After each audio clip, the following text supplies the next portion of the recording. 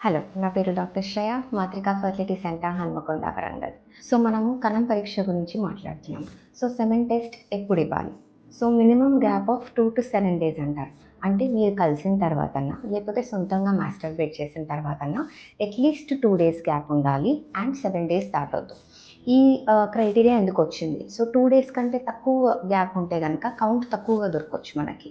7 days కంటే ఎక్కువ gap ఉందనుకోండి, ఆ కణం అట్లా పేరుకొని మనకి బయటికొచ్చిన తర్వాత కదలిక తక్కువ కనిపియచ్చు. సో మనకు 2 విషయాల్లో కూడా తప్పు రిపోర్ట్ రావచ్చు అనేసేసి 2 to 7 డేస్ గ్యాప్ పెట్టుకోమని చెప్తాము.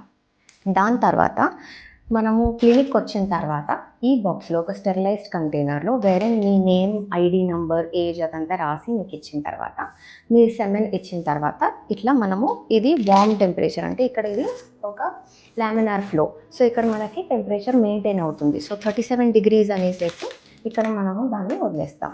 సో మనకి లిక్విఫాక్షన్ టైం అంటే కణం కొంచెం చీమిడిలాగా ఉంటుంది. సో అది నీళ్ళలాగా కరిగేంత వరకు 20 to 30 మినిట్స్ పట్టొచ్చనమాట. కొన్నిసార్లు ఇన్ఫెక్షన్స్ ఉంటే గనక ఆ టైం ఎక్కువ కూడా పట్టొచ్చు.